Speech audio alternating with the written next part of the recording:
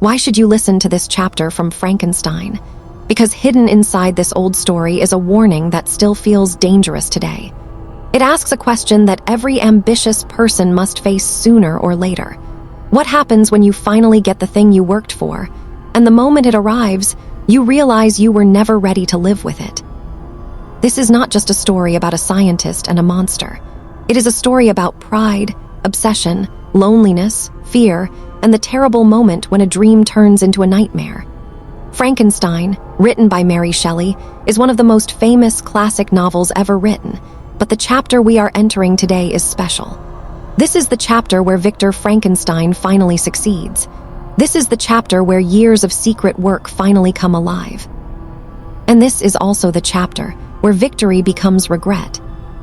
Most people think Frankenstein is about a monster, but the deeper question is this: who really created the horror? Was it the being who opened his eyes for the first time, confused and alone? Or was it the man who built life, then ran away from his own creation? Was the danger outside the room that night, or was it already inside Victor Frankenstein's mind? Picture a dark room in a lonely city. Outside, the night is cold. Rain hits the windows. The streets are quiet, but inside one apartment, a young man is not sleeping. Victor Frankenstein has spent months, maybe years, chasing one impossible dream. He wants to defeat death. He wants to cross the line that no human being is supposed to cross. He has studied science, anatomy, chemistry, decay, and life itself. He has worked in silence, away from his family, away from friends, away from ordinary human warmth. And now, in the middle of the night, his work is almost complete. The room is not beautiful. It is not clean and bright like the laboratory of a hero. It feels more like a place where a secret has been rotting. There are tools, there are strange materials. There is the smell of sickness and old death. And lying before Victor is the body he has built with his own hands, not born from love, not welcomed by a family, not shaped by nature. This body was assembled by ambition. Victor has imagined this moment many times. In his mind, he probably pictured himself as a great discoverer, a man who would change history, a man who would unlock the mystery of life and become greater than every scientist before him. Maybe he imagined people praising him. Maybe he imagined future generations saying his name with respect. But when someone spends too long dreaming about glory, they often forget to ask the most important question: what comes after success? That is the first warning of this chapter. Ambition can make a person blind. It can make you focus so hard on reaching the mountain top that you never ask what you will do when you stand there. Victor wants to create life, but he does not prepare to love it. He wants power, but not responsibility. He wants the miracle, but not the burden.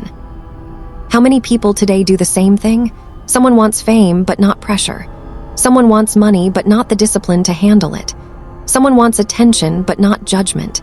Someone wants to build something powerful, a business, a platform, a reputation, a new technology, but never stops to ask, what if this thing becomes bigger than me? What if it changes my life in a way I cannot control? Victor's room becomes the center of the whole world for one terrifying moment. The final step happens. The spark of life enters the body.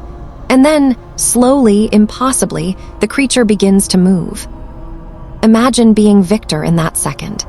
Imagine waiting for years, working until your health breaks, losing sleep, losing peace, losing your connection to the people who love you. Then imagine the eyes of your creation opening in front of you. This should be the greatest moment of Victor's life, but it is not. It becomes the worst. The being opens its eyes, it breathes, it moves, and Victor does not feel joy, he feels horror. The dream he chased suddenly looks ugly to him. The body that he thought would be magnificent now seems unnatural. The face, the skin, the movement, the life inside it, all of it becomes too real. It is one thing to imagine creating life. It is another thing to stand in front of that life and understand that it is looking back at you. This is the moment that made Frankenstein regret everything. And here is the painful truth. The creature has done nothing wrong. It has just been born. It has not attacked anyone. It has not spoken. It has not chosen evil. It has simply opened its eyes.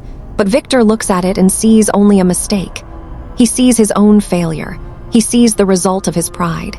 He sees a mirror and he cannot stand the reflection. Was this really a monster? Or was it Victor's guilt wearing a face? That question matters because fear often makes us unfair. When something makes us uncomfortable, we want to call it dangerous. When a person reminds us of our mistakes, we want to push them away. When a responsibility scares us, we pretend it is the problem, not us. Victor does not stop and think, "This being is alive because of me. It is confused because of me. It needs guidance because of me." Instead, he runs. He abandons the creature at the exact moment it needs him most. Think about that. The first experience this new being has is rejection. Its creator looks at it with disgust and disappears. Its first lesson about the world is not love, not kindness, not protection. Its first lesson is that existence can be a crime if other people do not like the way you look. That is why this chapter is so powerful. It is not just the birth of a monster. It is the birth of loneliness. Victor rushes away from the room, desperate to escape the thing he made. The rain continues outside. The night becomes colder. He tries to get away from the image burned into his mind. But can you really run away from something you created? Can a person escape the consequences of their own choices just by closing a door? This is where the story becomes more than horror. It becomes human. Victor wanted to play the role of a god, but the moment his creation needed a parent, he became a coward. He had enough courage to break the rules of life, but not enough courage to face the life he made. And maybe that is the real tragedy of Frankenstein. Victor's greatest failure was not creating the creature. His greatest failure was refusing to care for it. In modern life, we see this warning everywhere. People create problems and then walk away. Parents abandon children emotionally. Leaders start conflicts and let others suffer. Inventors build systems without thinking about who might be harmed. People post words online without thinking about the real humans reading them. Someone creates a lie, a rumor, a debt, a broken promise, and then says, "It is not my problem anymore." But Frankenstein tells us that creation always comes with responsibility. If you bring something into the world, an idea, a relationship, a child, a company, a promise, a secret, then you cannot pretend it has nothing to do with you when it begins to affect other people.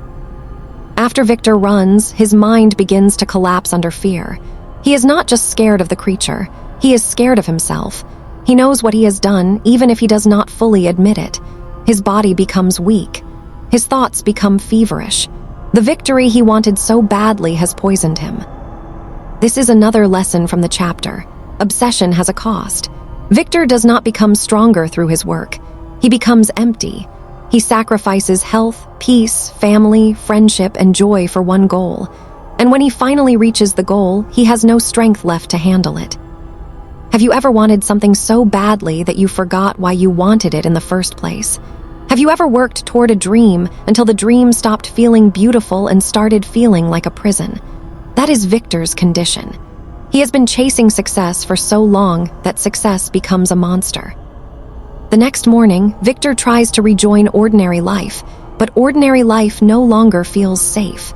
The world looks different after a person crosses a line they cannot uncross. He walks through the streets like someone haunted. The city around him may be awake, but inside Victor, the night has not ended. Then he sees his old friend, Henry Clerval. Henry represents everything Victor has lost: warmth, friendship, human connection, a life not ruled by secrets. Henry arrives with love and concern, unaware of the horror Victor is hiding. For a moment, Victor is pulled back toward the world of normal people. It is as if a door opens and light comes through, but even this light cannot erase what happened in the dark room. Henry is happy to see him, but Victor is shaken. He tries to act normal, but his mind is still trapped with the creature. He has created life, rejected it, and now he is pretending the world can continue as before. But secrets do not stay quiet forever.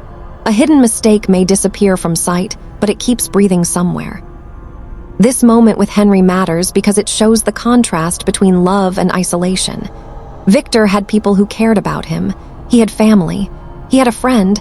He was not forced to become alone. He chose secrecy. He chose isolation. He believed his work was too important to share, and that choice made him vulnerable to madness. Today, people still do this. They hide their struggles because they want to look strong. They hide their mistakes because they fear judgment. They isolate themselves while chasing success. They say, "I'll talk to people after I win. I'll rest after I finish. I'll fix my relationships after I reach my goal." But by the time the goal arrives, something inside them may already be broken. Victor's friendship with Henry should save him, but it cannot fully save him because Victor is not honest. He does not tell Henry the truth. He does not say, "I did something terrible. I created something I cannot understand." Instead, he keeps the secret buried. And that is another warning. Silence can turn fear into a prison. Victor becomes sick. His body reacts to the horror his mind cannot carry. The man who wanted to master life now cannot even master his own nerves. Henry cares for him, stays near him, and helps him recover. But Victor's recovery is incomplete because the real sickness is guilt. You can heal a fever, but how do you heal a conscience? The creature is out there somewhere, alone, rejected, uneducated, unloved, and Victor does not know where it has gone. That uncertainty creates deep suspense. What would you do if the thing you feared most vanished into the world? Would you search for it? Would you confess? Would you ask for help? Or would you hope that if you ignored it long enough, it would disappear forever?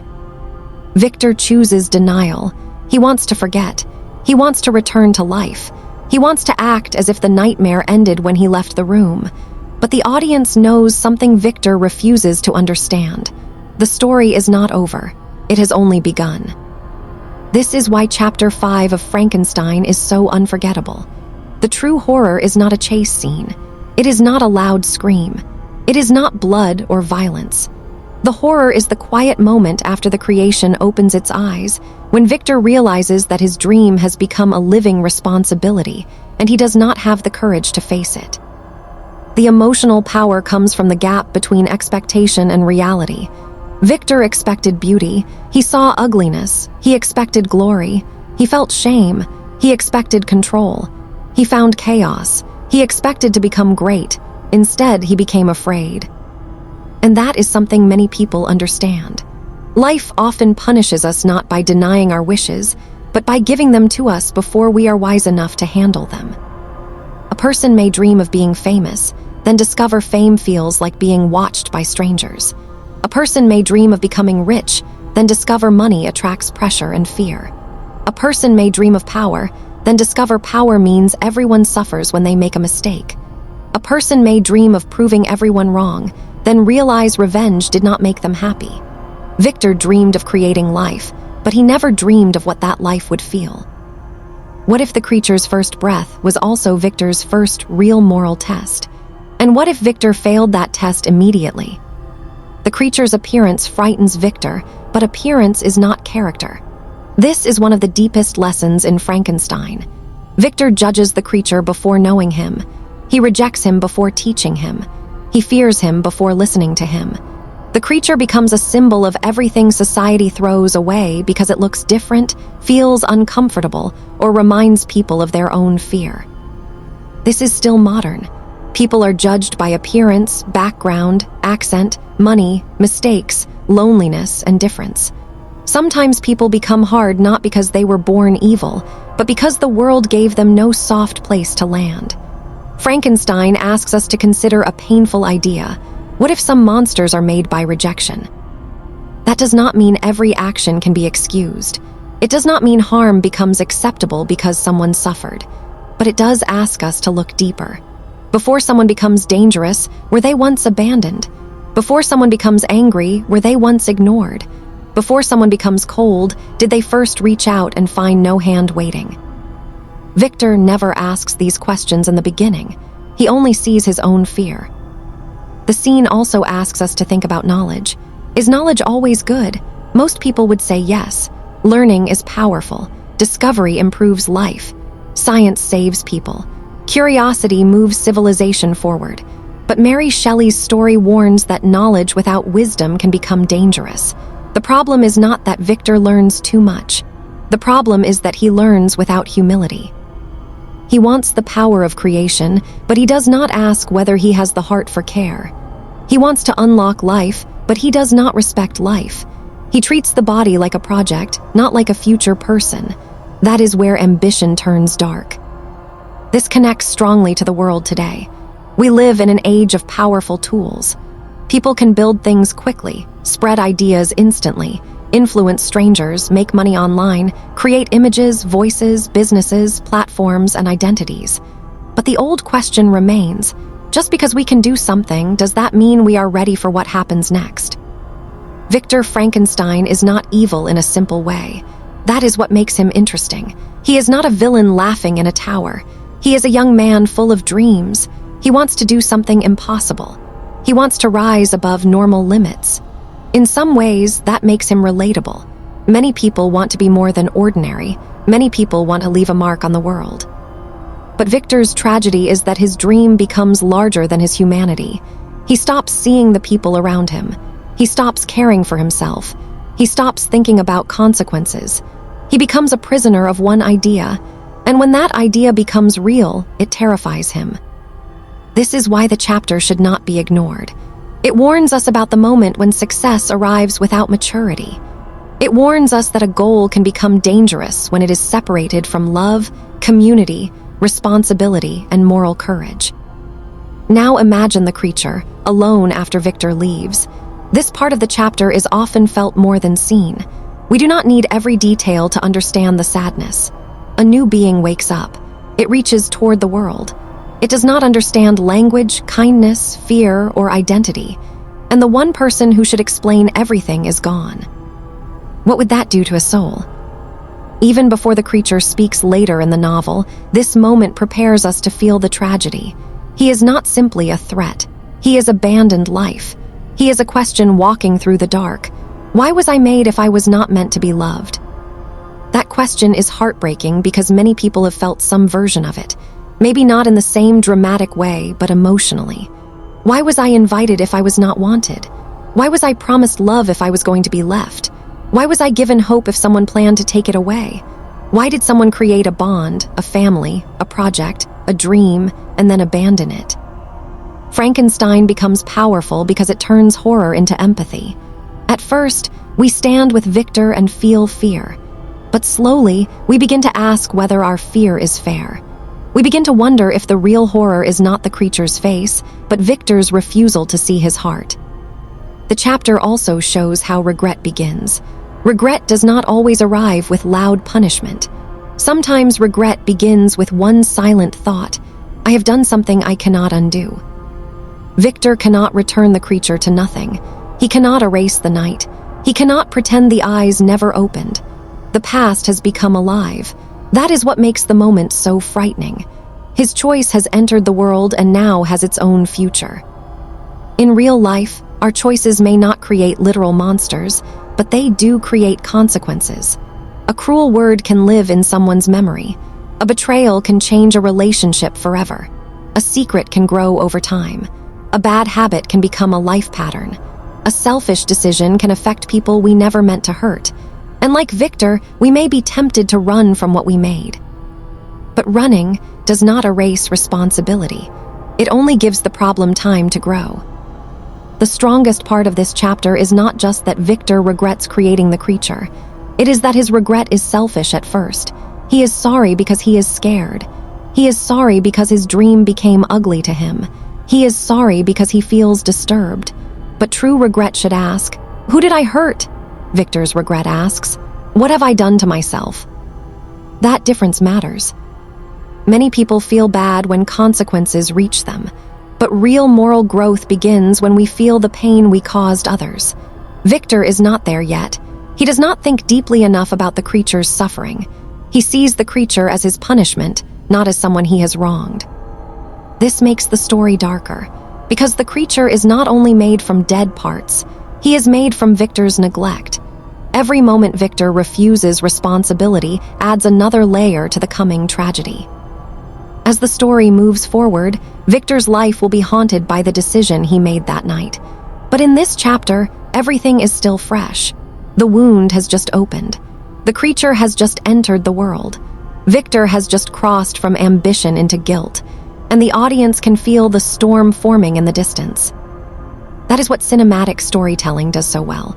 It makes us feel that one quiet decision can echo through an entire life. Victor leaving the room may seem like one action, but it becomes the seed of disaster. In many tragedies, the worst events begin with a small moral failure. A person does not tell the truth. A person does not take responsibility. A person refuses to listen. A person abandons someone who needs help. Then the future changes. What would have happened if Victor stayed? What if he spoke gently to the creature? What if he treated him like a lost child instead of a nightmare? What if he admitted the truth to Henry? What if he asked for help? Could the tragedy have been avoided? These questions keep Frankenstein alive after more than 200 years. The book is not only asking what happened, it is asking what could have happened if one person had made a braver choice. The climax of this chapter is emotional because it reverses everything Victor believed. He thought he was building a path to greatness. Instead, he opens a door to suffering. He thought he was defeating death. Instead, he creates a life surrounded by pain. He thought he was proving human power. Instead, he reveals human weakness. The most unforgettable image is not just the creature standing there. It is Victor looking at him and realizing that the thing in front of him is not a dream anymore. It is alive. It breathes. It exists. And because it exists, Victor is responsible. That is the moment that makes the chapter feel like a warning carved in darkness. Maybe that is why Frankenstein still speaks to a modern audience. We are all creators in some way. We create reputations. We create relationships. We create online identities. We create families, careers, plans, promises, and problems. We may not be working in a dark laboratory, but we still face the same question. Are we willing to take responsibility for what we bring into the world? Victor Frankenstein shows us what happens when the answer is no. The chapter also forces us to look at fear. Fear is natural. Victor's fear is understandable in the moment. Anyone might be shocked by something so unnatural, but fear becomes dangerous when it replaces compassion. Fear becomes dangerous when it makes us abandon someone. Fear becomes dangerous when we use it as an excuse to avoid responsibility. In the end, the creature's birth is also the birth of Victor's punishment. Not because the creature is evil from the first moment, but because Victor's reaction creates the conditions for tragedy. The creator becomes haunted because he refuses to become a caretaker. That is the lesson hidden inside the darkness. The monster is not only made in the laboratory, the monster is made in the abandonment afterward. So why should you listen to this chapter? Because it reminds us that the most dangerous moment in life may not be failure. It may be success. Failure can humble you. Failure can stop you. Failure can teach you. But success can expose who you really are.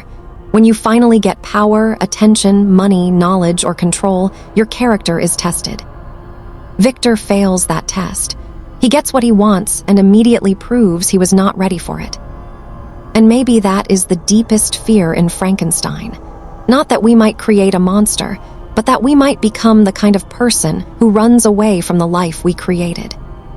As this chapter closes in our imagination, Victor is not a proud genius standing over a miracle. He is a frightened man hiding from the truth. Somewhere, the creature is alone in a world that did not welcome him. The rain falls. The secret grows. And the story moves toward pain that could have been prevented with one act of courage. Frankenstein teaches us that ambition without responsibility becomes destruction. Knowledge without wisdom becomes danger. Creation without love becomes tragedy. And fear without compassion can turn an innocent beginning into a nightmare. So here is the final question.